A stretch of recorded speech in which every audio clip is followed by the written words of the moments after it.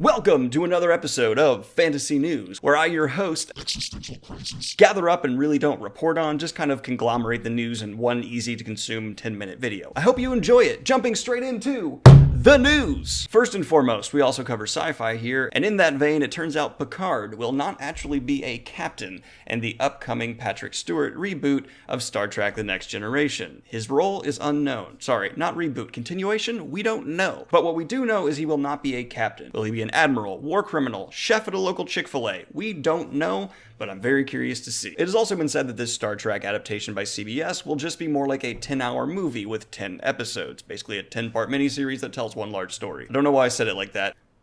Next news! In massive Wheel of Time news, some new Wheel of Time chapters have been put out, things that were cut from a couple of the Brandon Sanderson books. They are available as a part of a collection. I personally have not read them. I'm sure they are flawless and perfect. And I know local hack fraud Daniel Green, the booktuber, is excited to review them. Don't look forward to those. He's terrible. But involving Daniel Green, there is a new booktube channel out called World Hoppers that involves several young booktubers who are given their discussions, thoughts, and opinions on various things.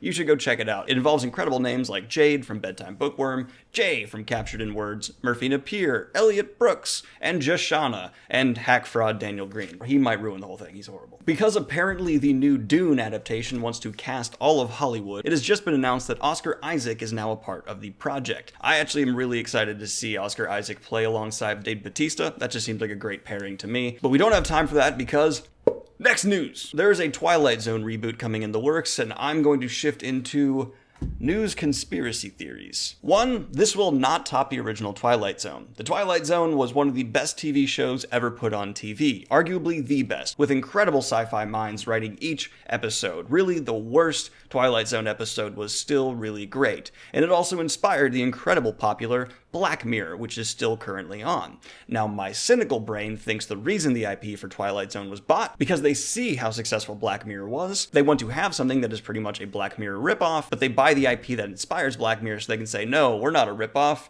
we're part of the original thing that inspired Black Mirror, when in reality it has very little to do with the original Twilight Zone. That's my conspiracy theory for the week. Next news! Avatar 2 has officially gotten a December 2020 release date. This is exciting for people who remember a 10-year-old franchise that made huge splashes when it first came on the scene, but has had minimal impact on overall cinema culture since then. Yes, it was quite the spectacle, and it was one of the top-grossing movies of all time. But really, if you take any modern cinema class, it's not even really noted as a benchmark. It was a great spectacle, a pinnacle of technology. But story-wise, character-wise, narrative, anything, it didn't push any boundaries. It was just a great spectacle, and I'm hoping the second one lives up to that same level of pushing technology to its limits, because it's all the franchise really has. Really, have you met ever like an Avatar fanatic fan? I've met a couple like big fans, but no one really lives and dies to that franchise. And Disney made a whole park out of it. Oh, and for those who are not aware, there will also be an Avatar 3, 4, and probably more. Because, you know, money! And very big news for His Dark Materials fan, shooting and principal photography will begin soon, and the series is being led by Daphne Keane. For those of you who do not know that name, she is the child actress who starred in Logan, one of the few child actresses who I really enjoy, and she did a fantastic job. I could absolutely buy her as the star of this series, and now I went from being kind of interested to very excited. Her, alongside James McAvoy, I'm in. We got our first look at the Tolkien biopic that has been in the works for a while. I'm very excited for this. I'm putting up the photos now, obviously. Look at them. It looks very well. Look at them. It looks so nice. Yes, Tolkien adaptation, I'm down for. As I've said before, his life story deserves to be told.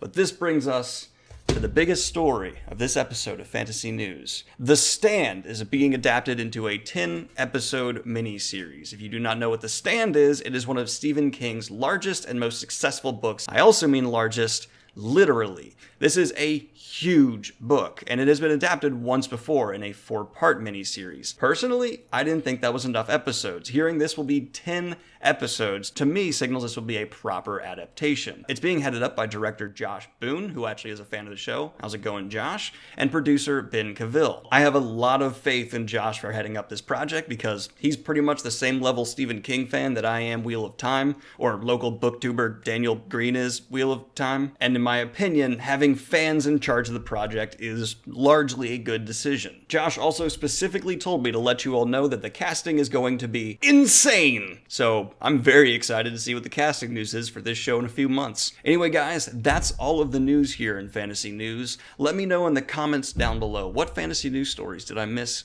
this week? What do you want to see in future episodes? And do you like the character I put on? Because I can just drop it and, go back to being me. Anyway, guys, hope you had a good one. Like and subscribe if you have not already. Hit the Patreon if you want to support the local fantasy news, not reporting, just accumulating stories and rehashing them in a very easy way to read, hear them, watch them. I need to come up with a tagline for the show. That's going to be in the future too. Have a good one, y'all. Peace. Also, special shout out to Aslan Chamber. Chamber? I'm going to go with Chamber. I actually got too nervous recording your name last time and thought to spend more time thinking about it. I hope I'm pronouncing it right. Thank you for support on Patreon. Much appreciated.